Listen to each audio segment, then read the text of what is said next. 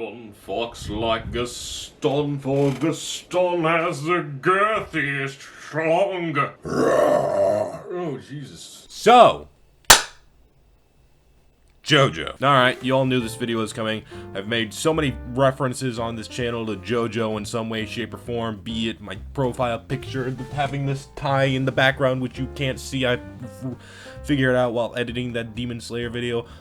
Just inserting little editing nitpicks and stuff and what I'm JoJo fan. I even have the entire part 1. Yeah. JoJo. And now, I have the perfect excuse to make this video because of the promise I made about making anime and manga content this summer, which means that I finally run out of ideas. Just kidding. But no, seriously, I do actually want to talk about this series on my channel, and what better way to introduce something than to introduce it through one of its most polarizing topics: the villains. JoJo as a series is no stranger when it comes to having good villains, with some of them even being considered the best in all of shonen, some more deservedly than others. But that's fine to talk about here because this video is all about my opinions, which means don't get butthurt when your favorite ends up in the bottom spot. Potentially, maybe, I don't know. And with that all out of the way, let's get on to me ranking my favorite main baddies from all of JoJo's Bizarre Adventure. And for those who can't read, spoilers. The Part 8 antagonist. Okay, so who's the main villain again? I know that joke's really tired and kind of just run through, but it still kind of applies, you know? Because between like 3 fake-out villains and 3 potential final villains, we're still not really clear on it. And considering the fact that these chapters take like a month to come out, yeah, we're gonna be waiting on that one for a bit. Right now, it seems Toru is shaping up to be that final villain, but considering what happened to him last chapter, and considering the fact that we still have a lot more to go through with that whole flash forward scene, and we haven't gotten to that yet, I think that Toru may or may not be that final villain. Also, he just doesn't really feel climactic to me. Hell, Tamaki Damo felt more like a final villain to me, and Hato was the one to do him in. In any case, for now, this part's villain is gonna have to go unranked, which gives me a great excuse to make a part 8 video in the future, because oh boy, do I have opinions on JoJo. Hi, editing me here to insert myself into the video, because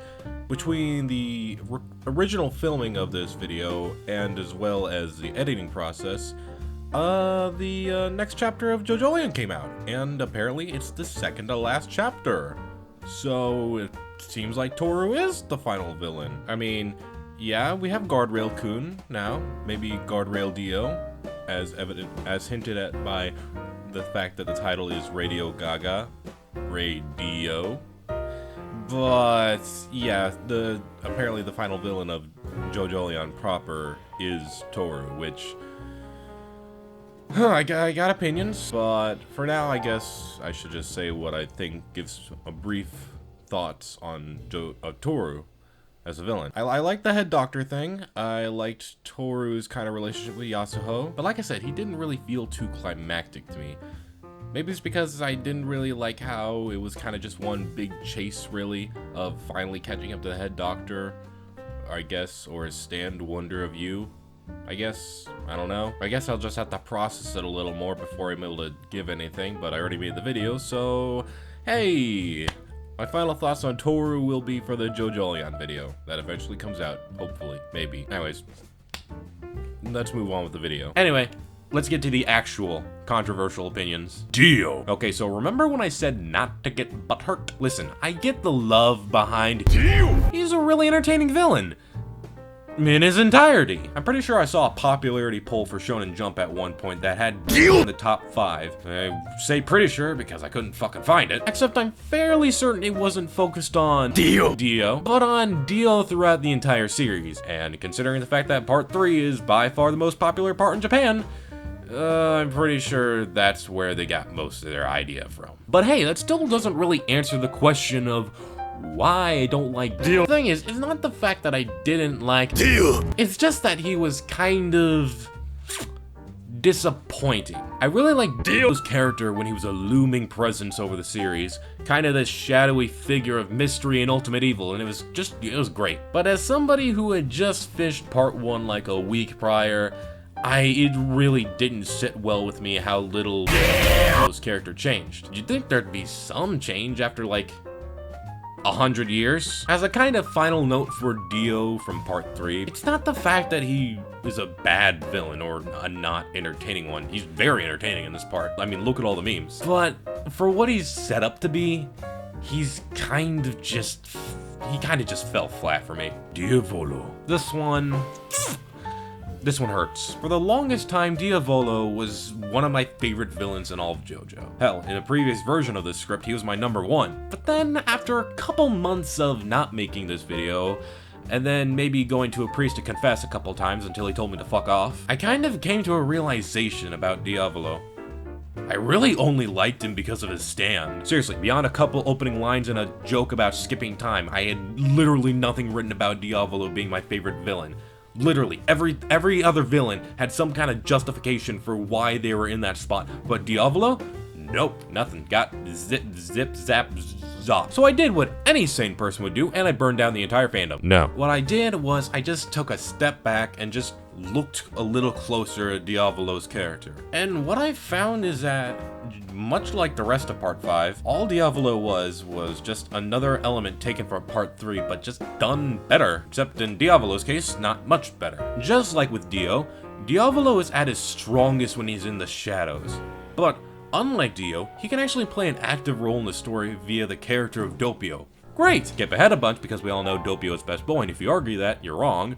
And here we are at the last arc in the series. Diavolo's character is finally revealed to the audience, and he's still holding strong as his great looming figure.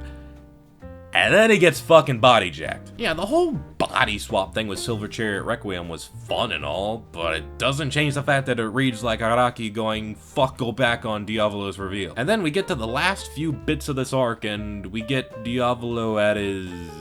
what's the opposite of peak?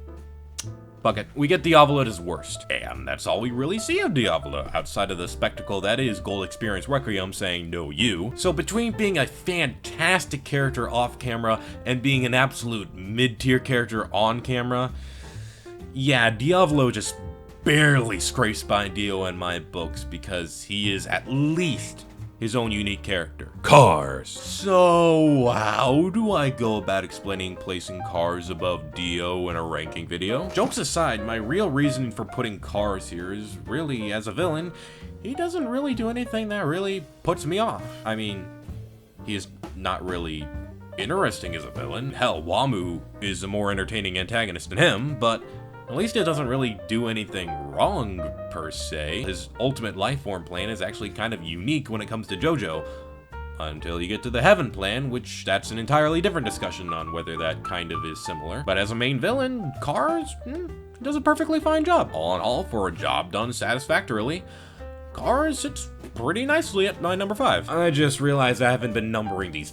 Funny Valentine. So what can I say about Funny Valentine that really hasn't already been said? He's got a cool design, his powers are cool, he's got a good motivation, and every chapter he's in just seems to be just more entertaining.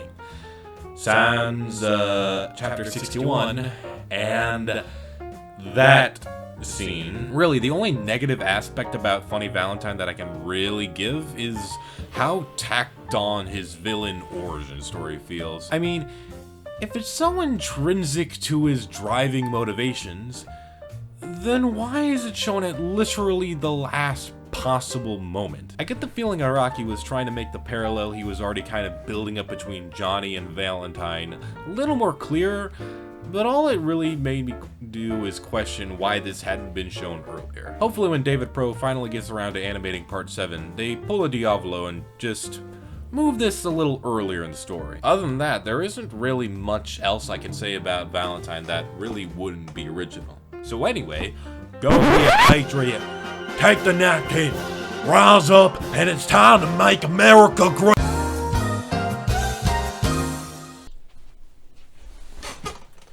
Ladies and gentlemen, it is time to return to Jesus. Enrico Pucci. You know, thinking of Pucci now We have a lot in common, actually. We're both Italian. That's about it. One thing I want to note before I get fully into why Pucci is my third favorite JoJo villain is his relationship with Dio. Like I said before, after Dio's 100-year dip into the Midnight Sea, I expected his character to be a little bit different than what we had seen before.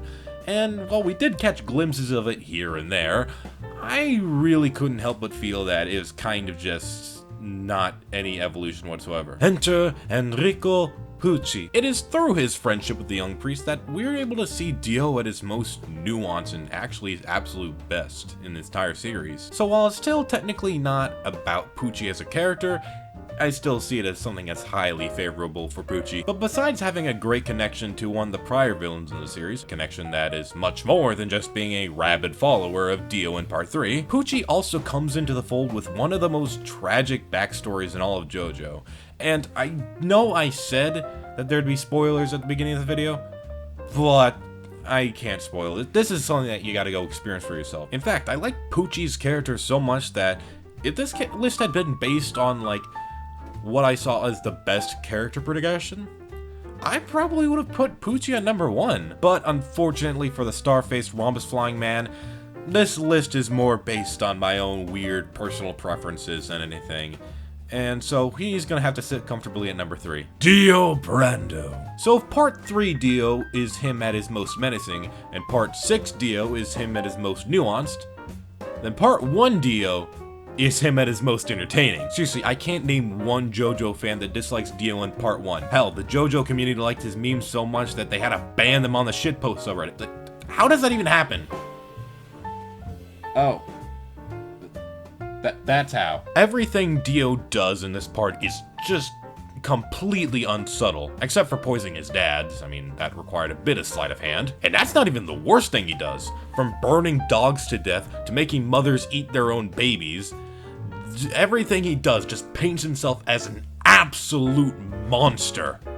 And we all love him for that. Yes, I know a lot of people in this community love to say that Dio is influenced by the death of his mother to commit all these atrocities, but that's Diego's character. And while he is a fantastic character, he is not Dio. This is beta JoJo we're talking about. If the later parts in their narrative undertones are like a nice fudgy brownie, then Part 1 JoJo is like a dry, cakey brownie with some icing and sprinkling. And even then, there's still some merit to his examination. With the whole narrative center of Dio's luck versus Jonathan's pluck, you've got the classic makings of a Victorian good versus evil plot. And if you still don't believe me that Dio's a piece of shit, remember, mother eating baby? Speedwagon himself said that Dio had been evil since the day he'd been born. And are you really going to doubt Best Bro Speedwagon? In the end, without Dio Brando, there would be no JoJo's Bizarre Adventure. And for that, we thank him.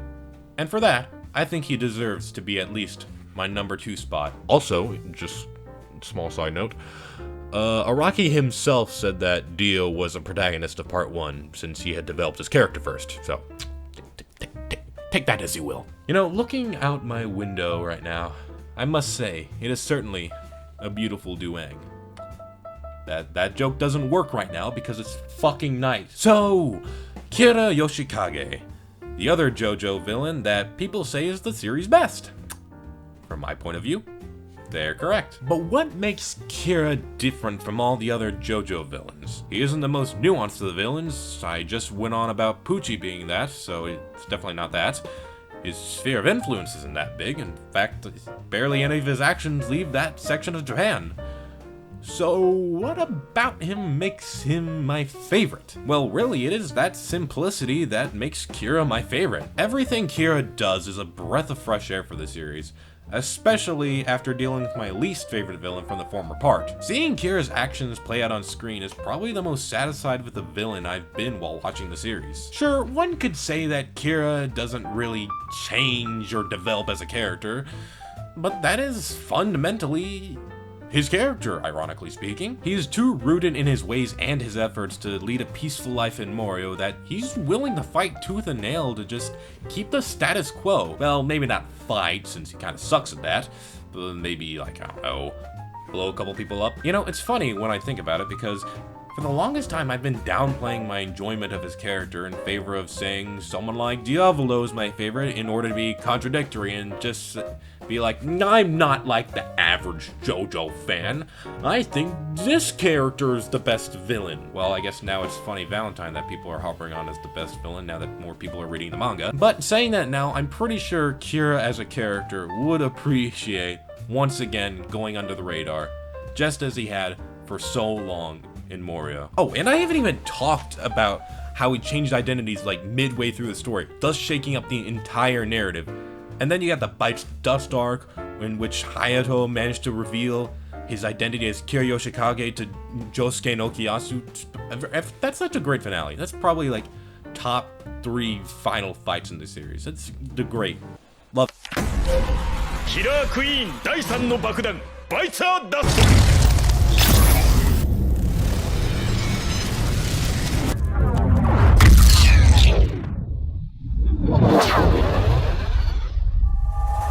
So,